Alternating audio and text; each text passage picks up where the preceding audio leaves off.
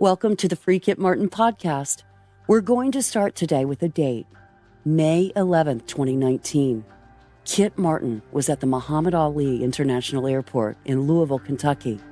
He had just passed through security when he spotted a swarm of police officers rushing toward him. With passengers looking on, Kit Martin was handcuffed and arrested for the murders of 3 of his neighbors. To understand what led up to the arrest, you have to go all the way back to September 5th, 2012 in Pembroke, Kentucky. Stacy, can you describe Pembroke to our listeners? Sure. Pembroke is a rural town located in the southwestern corner of the state.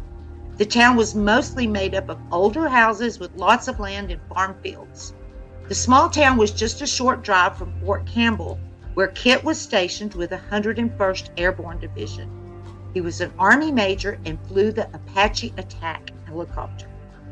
Kit and his daughter Mackenzie, along with Joan and her 3 kids, lived right off Main Street in an older house they painted a bright yellow. Now, on this day, there was an argument between Kit and Joan that resulted in Kit asking for a divorce. Joan's response was to issue a threat to ruin his life and career by accusing him of abuse. And that she did. Kit spent the next year and a half defending himself from a slew of accusations, from child abuse to sexual assault to being an international spy. Despite being cleared by civil authorities, her accusations led to a court-martial trial. Neighbor Calvin Phillips was set to testify for both the prosecution and the defense. 2 weeks before the trial, however, Calvin Phillips was found murdered in his basement. His wife Pam and neighbor Ed Donzero were also found murdered. Kit was a suspect because of the upcoming court-martial. Kit went on trial for the murder charges on June 3rd, 2021. We have a pretty good idea of who we think is responsible, and it isn't Kit. We'd like to welcome you back to the Free Kit Martin podcast, to all of our loyal freedom fighters out there. We know you're there. We are hearing from you. Stacy, I wanted to let you know we heard from Paul, and he's from Manchester, England. He hit us up, watched this thing when it was live back in June of 2021, and just wanted us to know that this is the way he now keeps up on this trial. And then I let him know all the other social media out there that you can follow where we are. So do let your friends know that curious about this case, because a lot of people, start talking and then, you kind of get off on exit ramps. It's really easy to do in this case, isn't it? There is always a way to kind of simplify it, and that's just to go follow us and listen to all these podcasts. The other thing you can do is pre-order I Will Ruin You. That is the twisted truth behind the Kit Martin murder trial. And it's an interesting book written by our good friend Emilio Corsetti, all based on facts, right, Stacy? Emilio, actually, and we didn't know him before this case, but he was interested in the case because I think that he writes books about wrongful convictions and just tries to investigate them himself. And he investigated, actually went to the crime scenes, walked the crime scenes, checked everything out and investigated on his own. And he concluded that there was no evidence that showed that Kit Martin was involved in any way. Yeah. So on March 26th, that will launch out to the public. You can pre-order that right now and get a digital copy for $2.99. So that's kind of cool. That's not only Kindle, I found out. I was able to put that on all my Samsung devices and send it, but it will not be to our Samsung devices and the other devices until March 26th. I do believe they have a Kindle special going right now, though. If you want to sign up for Kindle, you can actually read that ahead of time and write some reviews for them. So that's all a go. And we also would like to just go ahead and do a trigger warning right now. Everything's in our opinion here. We talk about tough topics on the Free Kit Martin podcast.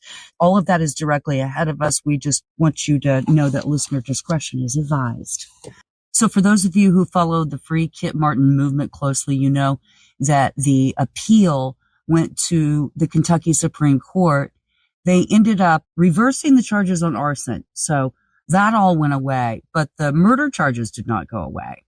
and we wanted them to reconsider. So we've been waiting on that reconsideration from the Kentucky Supreme Court. And on the 15th of February, we got it.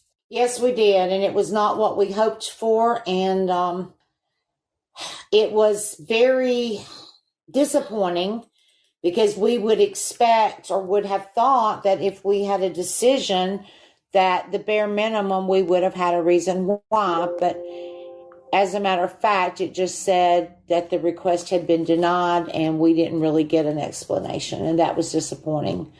So there was some new information in there, though, that we received. I've never seen any kind of documents like this. But this particular one talked about a UPS delivery back to the Christian County Sheriff's Office, back to the Christian County Courts. So it's basically the discovery. And then they added to that 32 pieces of new sealed evidence that we don't know anything about.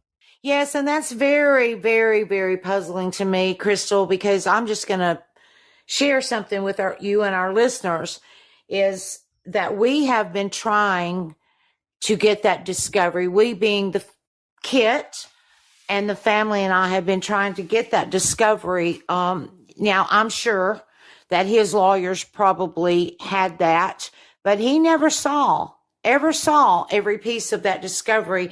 So he doesn't even really know what all was in that. So after I tried and he had written a letter and had it notarized and sent it, and I'm not going to bring any names out, but he had written it and sent it to one of his attorneys. And at first they said that I could have that discovery. And then the next thing I know, I couldn't have that discovery, along with 2 boxes of his personal belongings and personal notes that he had left with him. And it was things like they didn't have the staff to make the copies and it would shut their office down. And then they were going to get additional staff to make the copies, and that didn't happen. And then I did receive a call that all the documents had finally been sent to Frankfurt, which is actually where the Supreme Court, if I'm not incorrect, it's where the Supreme Court is. And then Kit to you all. I'm sorry, I keep referring to him as Chris because that's what I always called him by his legal name. He gets a call from his attorney, or maybe he calls his attorney. I'm not sure which way that went. But the attorney tells him that all the discovery is going to be sent to his family's address within a month. It would be about a month.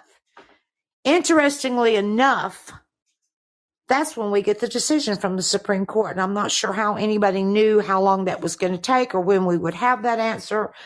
Yeah, or if all of this is just another weird coincidence and there's no such thing as coincidence when it comes to these true crime stories. It just seems like to me, every coincidence just can't be that much of a coincidence, you know?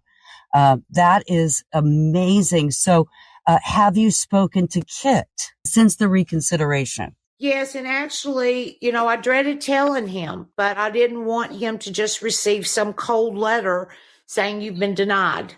And so I wrote him an email and just said that I was sorry to tell him, but not to give up because we are not stopping. We will not stop until he has his freedom or until our last breath. But he responded with a letter. And if you'd like, Crystal, I can share that with our listeners now because he wants his supporters to have this information. Is that okay? Oh my gosh, yes. Thank you for your thoughts and prayers for me and my family. As you have continually seen, if you are waiting for justice in Kentucky, you will be forever disappointed. I feel especially bad for all those that follow me to trial in Kentucky because it is now open season for abuse of pleading the fifth and hearsay witnesses. Yeah, it's sad. I will answer emails as soon as I can, as I am now working full-time in the chapel. I am again ministering to the hundreds of men held in the hole, which means isolation. For most, their greatest crime was having been born poor. There are no rich Kentucky elites here, no crooked judges or lawyers, and only one crooked ex-cop. I spent 30 years putting my life on the line to defend freedom. It does not exist here anymore. The U.S. has 4% of the world's population, but 25% of the world's prisoners. With your ongoing support, we will continue to fight to shine a light on the injustice industry and return the rights of the Constitution for everyone. And he quotes, "The light shines in the darkness, and the darkness has not overcome it." And that's in the Bible in John 1:15. Oh, Thank you, and God bless Kit Martin. oh my goodness. There's so much to say. There's so much to unpack there. Man, I love that he is full-time in the chapel now. We were wondering when that full-time thing was going to happen. So now we know that's a go. Kit pegged this term a long time ago, but there is an injustice industry out there that we have to talk about because that's where we are. That's what we're left with here, Stacey, after the Supreme Court's decision. It's very sad because, as you know, and we'll not dig into specifics today until we have time to do more research. But as we've been researching and working on his case, we have come across many, not a few, but many cases of corruption. And it is really sad. And, you know, if you're sitting there in your seats and you're listening to us, or if you're standing up, you better sit down, because all someone has to do to you or your family is to point the finger at you and say, he or she did this. And guess what?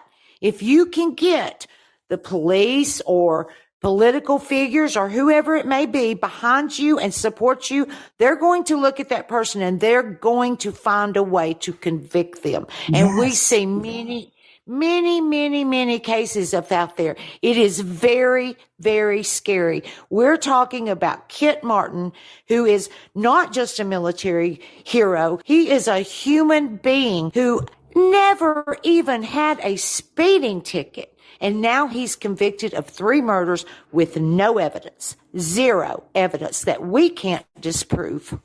It's unbelievable if you think about all the evidence they tried to throw out to that jury and everything coulda, shoulda, woulda, and the dog tags, which we've proven right here on this podcast are not real military issued dog tags.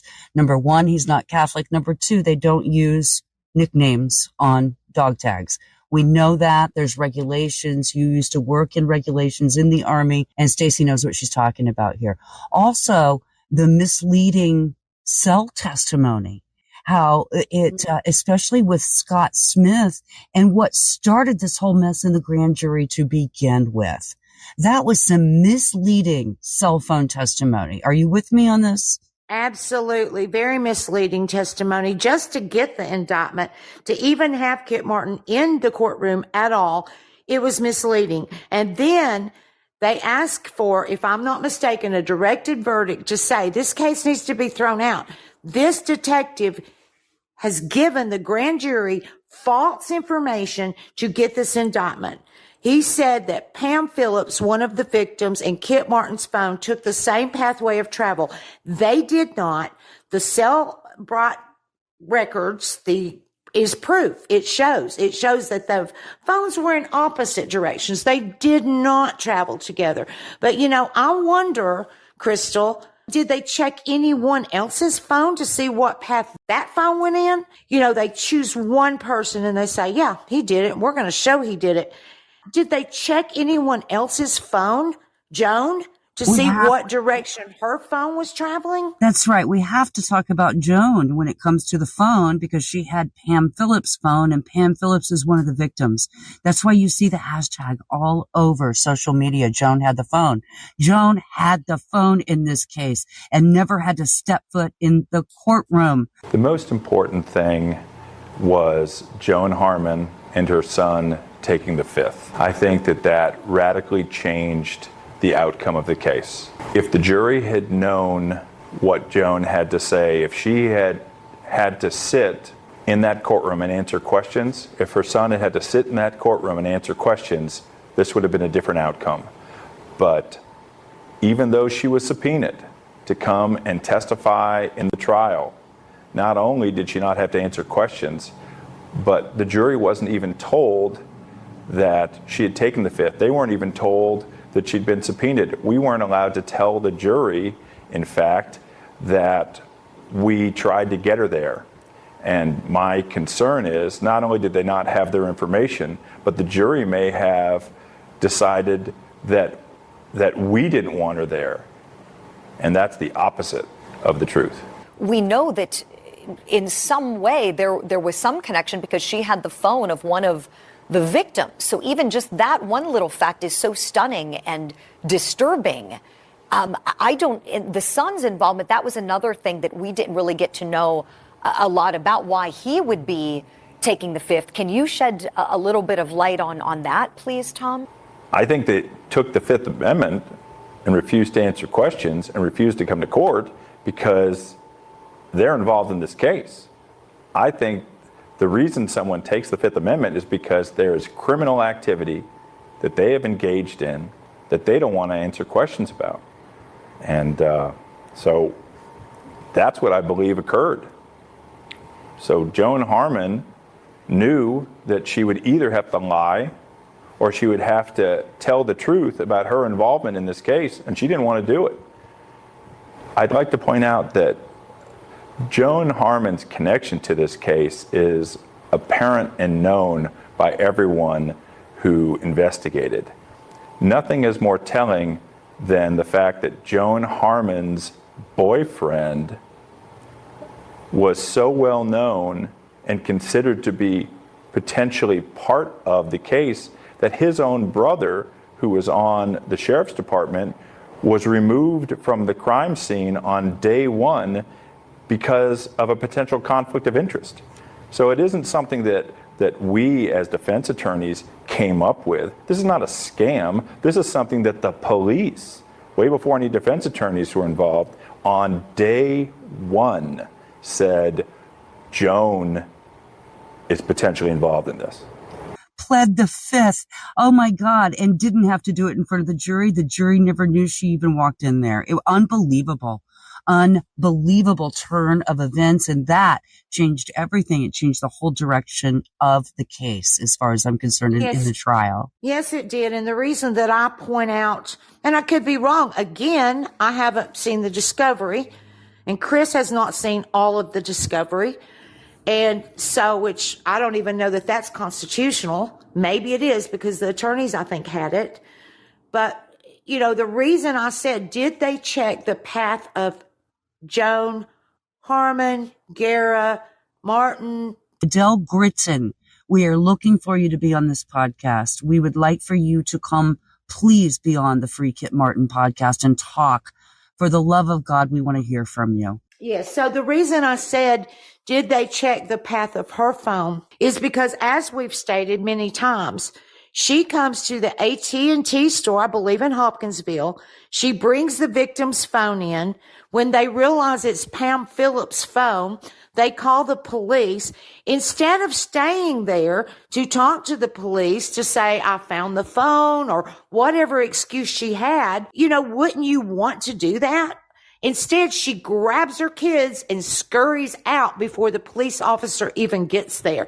Now, why would you do that unless you were hiding something? Right. And not to go on any exit ramps or anything, but as soon as the police officer, Detective Noiseworthy, got there, he got a call from Joan Harmon. And, that's it. Yep, got a call from her. I think I did. Yeah, I think that's in the log. Oh, William Stokes called you too. Oh, yeah, I think it's there. I mean, and then they just pass right by it in a court of law, and they don't go any further with it. And it's very, very frustrating to watch. Kit's attorneys tried to ask the question of Scott Noiseworthy of what did Joan say? Of course, it was objected to, and it was, sustained, and that story never was able to come out in court. But if she had this truth of how she found the phone or how she came about the phone, and I'm in quotations, truth, then why didn't she just stay in the store to tell the police officers? And I know I'm going down this rabbit hole, but to me, there was one piece of hard evidence that there was hard proof that some individual had. It was Pam Phillips' phone. It was in the hands of Joan Harmon, and all they did was drive by her house. Now, is that insane? It is insane to think about an obligatory drive-by. That's all that happened as a result of investigating the woman who had one of the victims' phones in this case. Now, let's also remember that the murders took place on November the 18th, 19th, and that this phone wasn't turned into AT&T until New Year's Eve. So all the murders, of course, happening before Thanksgiving, they go through all the holiday season. She's at New Year's Eve and walks in there and tries to get it. Why did she walk in there with it? Do we even know what she was trying to do, Stacey, with that phone? I would have loved for them to have brought a witness in from the AT&T store, maybe someone that had heard the conversation or someone that had talked to her, because I don't think we have clarity of exactly what she said. What was her reason for bringing the phone? And to your point, the murders happened November 18th, 2015. Bodies were discovered November 19th, 2015. She says this phone was thrown in her yard. It was found in her yard. There's all kinds of testimony of it was just raining so hard and it was such bad weather and it was so muddy that this car got stuck when whoever went to burn it. But this cell phone supposedly lays in her yard and it's perfectly fine. So that doesn't even make sense. Right. And it doesn't make sense on the timeline that Kit wouldn't have had time on their timeline either to get the phone all the way to Todd County, throw it in her yard and get back and, be up by daylight. I mean, crazy. Their timeline was horse poop. I mean, it just was. It was impossible for what they said that he did. Impossible. And, we could go back through that timeline in particular and talk about some things. But, like when supposedly Pam Phillips and Ed Donzero were unfortunately killed, Chris was, I think, taking his stepdaughter to horse riding lessons. And, I specifically asked him this question recently. Did you stay there? And he said, oh, there's no leaving them there because, what they're doing, they could get hurt. They have the parent to stay at the horseback riding lessons. So, what's he going to do? Go take his stepdaughter to horseback riding lessons, stop and get his fiance flowers for their anniversary, and let me stop over here and kill these people on my way home. That is crazy. Right. And then they tried to pin him like in the middle of the night. He has Top Gun to wake him up on the phone, right? So Top Gun wakes him up. I mean, he's a military guy. I think that's kind of cool, right? So, but they had to make fun of that sort of in the court. But anyway, he gets up in the middle of the night to check a kerosene heater. It was the first night he was using it in the winter. And it was so the pipes wouldn't freeze, down in the basement. And it was a brand new kerosene heater. So he was checking on that in the middle of the night, had his alarm set for like 1. So they used that against him. So that's when he went over and started moving bodies and he, he's completely maintained his innocence since day one. In fact, turned down a plea agreement, right, Stacey? Yes, they offered him a plea agreement because they knew they had nothing. They offered him a plea agreement of 5 to 13 years. And he said, I am not going to say that I did something that I did not do. I mean, I think some people, Crystal, they condemned him a little bit for taking the stand and his personality. I think they referred to it as ego or whatever word they use. He's military. He's got a military personality. And you think, Crystal, they were saying you killed these 3 people that you didn't kill. And you're sitting there and, they kind of made their comments because he said, this is stupid. But it is stupid. I mean, what other adjective is he going to use? Because he's sitting there knowing he's an innocent man. And I'm thinking, put yourself in his place. You've got to be thinking, how did this happen? How did I get here? This is stupid. I didn't have anything to do with this. Right. It's just awful. It's just unbelievable. And then we have 100 DNA samples. So they gather 108 DNA samples from somebody. Somebody did this murder. None of them belonged So to whose Kit are Martin. Right. None of this belonged to Kit Martin. None of those 108 DNA samples. Of course, in the court, in the trial, they tried to make you think by saying coulda, woulda, shoulda, Babs. Everything was similar. It could have gone through his gun. It coulda, it shoulda, it woulda, and it was just, to me, bothersome to watch Barbara Whaley giving that closing argument. Everything seemed to change. The whole thing changed in her closing argument, and we didn't get the final word. They did. That's right. And Crystal, I know you're referring to is in her closing statements. She says she misleads that jury right there in that murder trial. She says there were 4 hairs and they were similar to Kit Martin. She knows full good and well, because she was sitting in the same courtroom that I was sitting in, where they agreed, the prosecution and defense before the murder trial agreed to send those 4 hairs to the FBI to Quantico for the most extensive testing you can have. It's mitochondrial testing. They tested those 4 hairs. The report came back, and the report stated it excluded Kit Martin, could not have been his hairs. She knew that, and she full well knew that.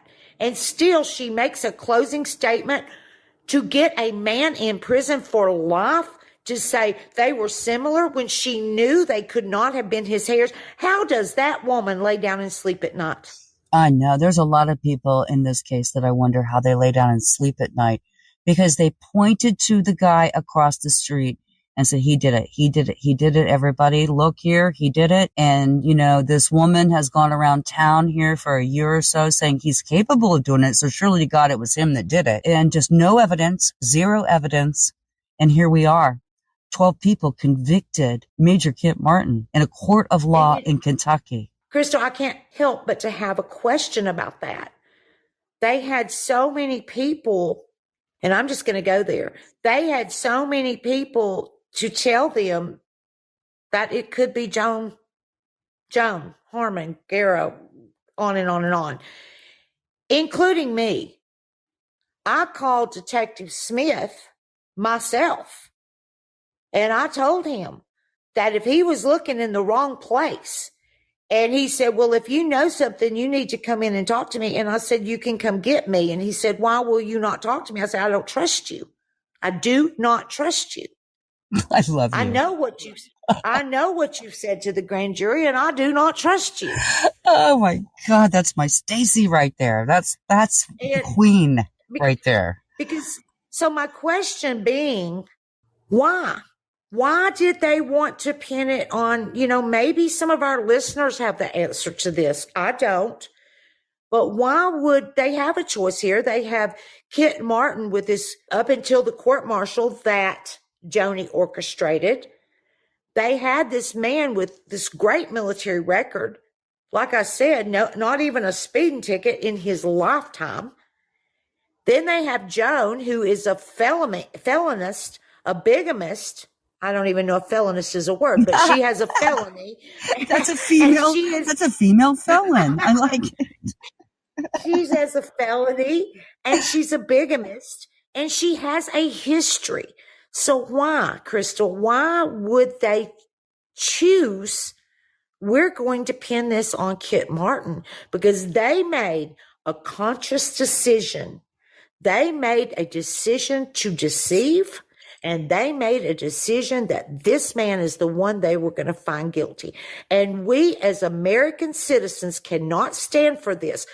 This man is in prison to serve the rest of his life, and he did not do this. No, he did not. And I don't care what kind of a jerk you think he is. And I don't care if his shoes were squeaking and somebody on the defense laughed and you took, your butt hurt over that. It's the craziest thing. The judge just kept laughter going all the way through that trial. Even some of the court TV people talked about it. A lot of that wasn't broadcast, but he was just Mr. Personality to that jury, And so you got to remember, they kind of trust the judge in all of this. He's leading them through this process. And whatever you think of people being a jerk or having ego, We were there, our team, I say the defense was there to do a job. And man, what a job they had to do. Because all odds were against them. And I do believe that Tom Griffiths just sort of figured that out and towards the middle of the trial somewhere. He wasn't getting anywhere because it seemed like we were playing dirty poker when all we were trying to do was call out the dirty poker that was being presented in front of us in the middle of the game, you know? Absolutely. I do feel like that Chris's attorneys did the best that they could. Maybe there were a few instances that I think that they got up to a point and could have pushed just a little bit harder. But I also can step back and say when they did try to push a little harder to get the answers that we needed, they were stopped by objections that were sustained. And that is really sad because, you know, maybe I live in this fairy tale world, but to me, what you really should want in a court of law is the truth. Absolutely. And we didn't get the truth. We do not mean to be disrespectful to the deceased, nor would Kit. We do not mean that in any way. What is just the most asinine craziness of this is that because somebody called, a female called, either the radio station or the police department, I'm not sure which it was, and said, if you want to know who killed the people across the street, it's the man in the yellow house. Incidentally, she called him Major Christian Martin, and nobody around there even knew him as Christian Martin. They knew him as Kit. That's interesting.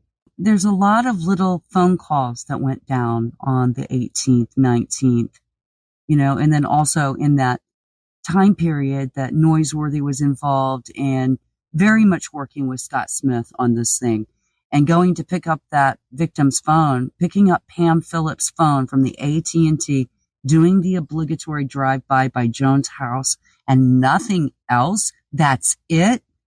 What? Let's think about that a minute. She had the phone of one of the victims. Yes. Why was she not like handcuffed and taken to jail right from that AT? Why would they not track her down? Oh my God. Well, let's think about that for a minute, Crystal.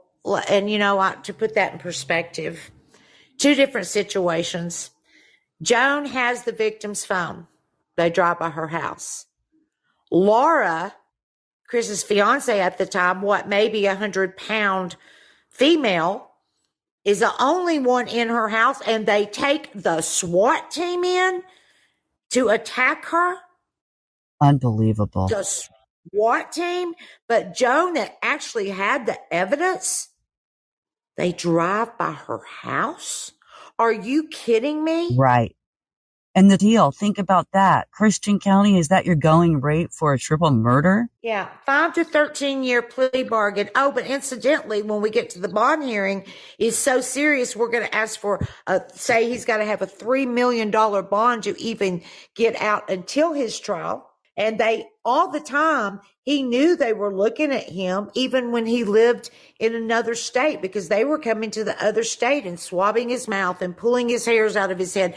So they knew he had an opportunity to run, and he did not. But yet it gets to the bond hearing. There's false testimony to the grand jury to get him indicted.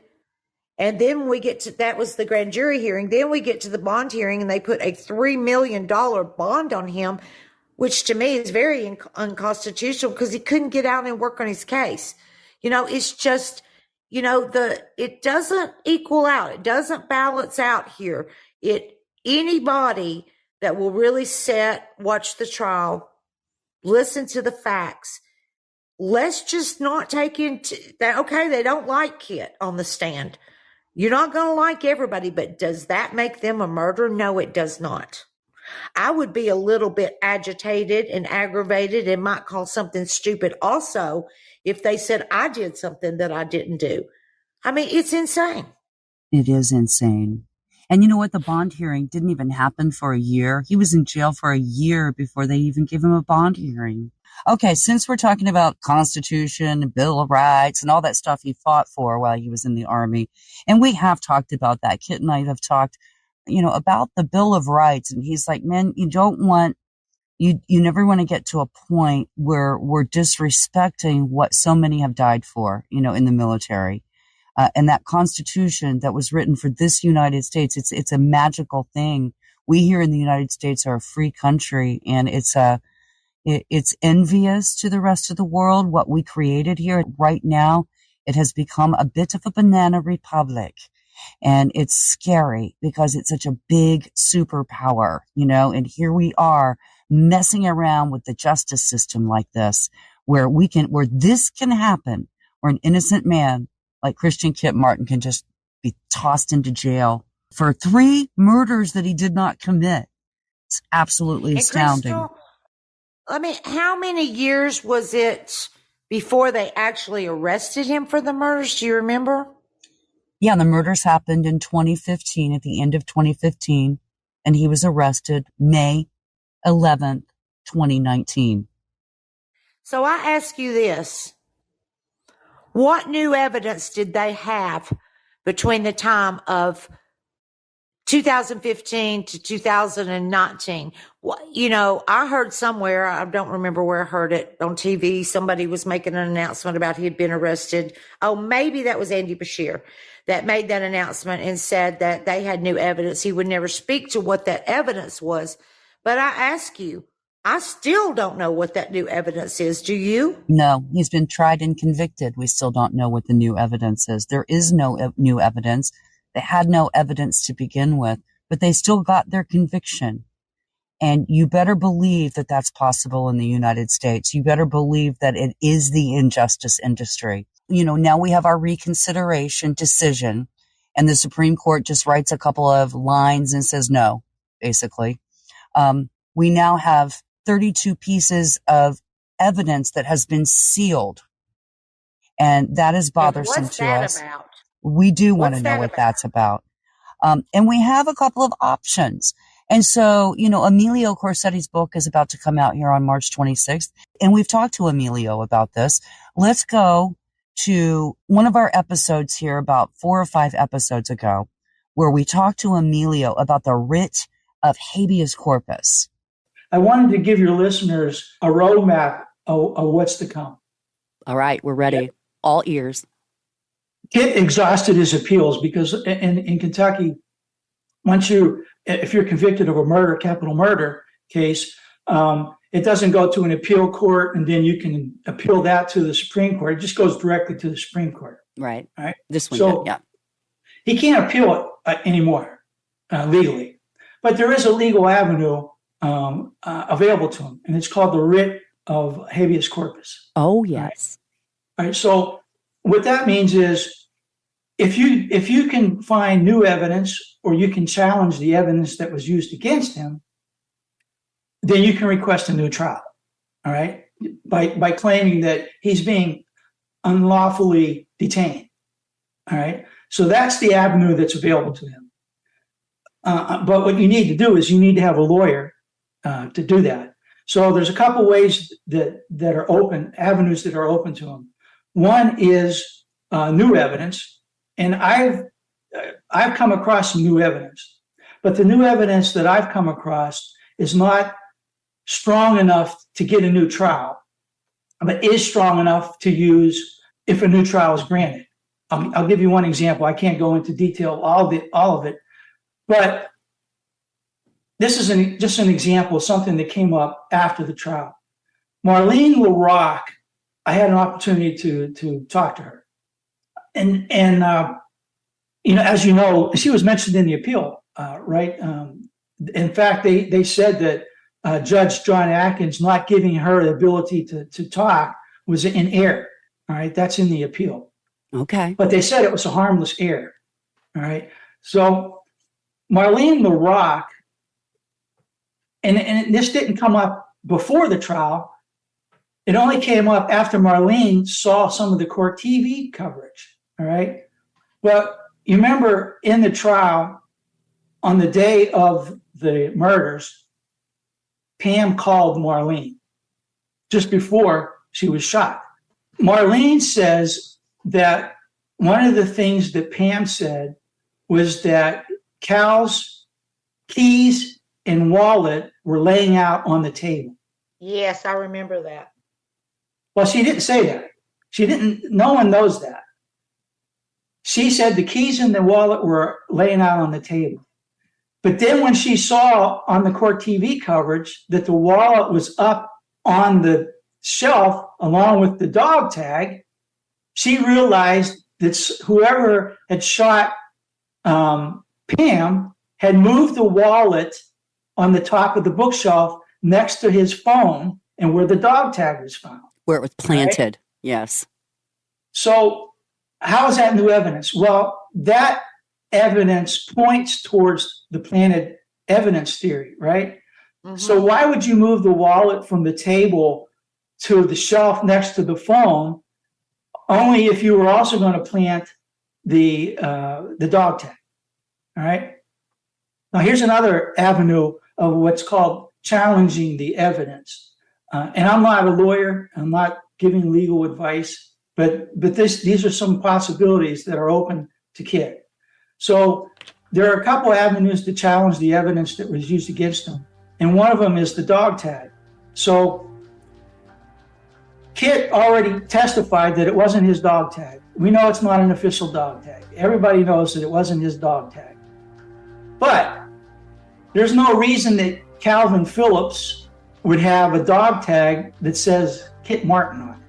None. Absolutely no reason. Zero. There's only 3 people that know that would have any reason to have that dog tag. EJ, Alma, or Essie. Those would be the kids of Joan Harmon. Right. So all you have to do is if you can get Alma or Essie to say, yes, that was a gift that my mother gave to EJ on his 15th birthday or whatever. All right. Now you're challenging the evidence that was used against them. So how does a birthday present to EJ end up at a crime scene when he hadn't been involved with this family for years? And interestingly, we didn't know him as Kit until he moved to Pembroke.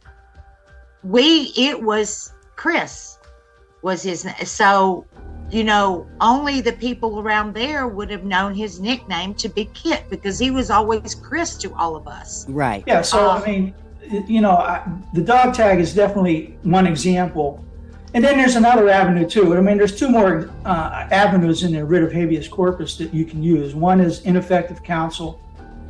I'm not going to bash the lawyers on his defense team. They made some mistakes, but in my opinion, they did the best job that they could under the circumstances. But that's still an avenue because they did make some mistakes, and I won't go into them now. There's also the possibility of jury misconduct. All right. In the interview I did with juror number 5, he mentioned to me that he told the other jurors, he swayed the other jurors to his line of thinking by claiming that he knew some people in Iraq and Afghanistan who wore their dog tags on something other than a chain because of the heat. Well, that was not evidence that was presented at trial. And as a jury, your role is to use the evidence that was presented at trial and not to introduce your own evidence. Right, as a jury, right. So those are some of the avenues, but there's another very more important challenging of the evidence I can't go into now that could completely change the whole thing around. Again, we want to thank Emilio Corsetti. He wrote the book, I Will Ruin You, The Twisted Truth Behind the Kit Martin Murder Trial. It comes out March 26th officially. You can go ahead and pre-order now. And if you're on Kindle, go ahead and get your copy right now and write a nice review for those cats because Wild Blue Press, we appreciate you. I want you to know, Stacy, they put all of our podcasts up there on their website as well. So a lot of new followers coming to the party here. And we appreciate you, Wild Blue Press, and we appreciate everybody. All of our international listeners, we see you. We hear you. Please keep the letters coming. We would really, really like to hear from you at freekitmartin@gmail.com. Hey, Stacy, thank you so much for carving some time out this weekend. It's really good to talk to you. You too, Crystal, and thank you all for listening. And, part of me wants to say I apologize for my rant, but I just can't. Enough is enough. And I will say, we have the commitment of several supporters, many thousands of supporters, and we are not going to give up. Okay, we got a no from the reconsideration. We go on. There are other steps, and we will take them. Thank you for listening. We appreciate you so much. And remember to share, to subscribe, and to tell all your friends about the Free Kit Martin podcast.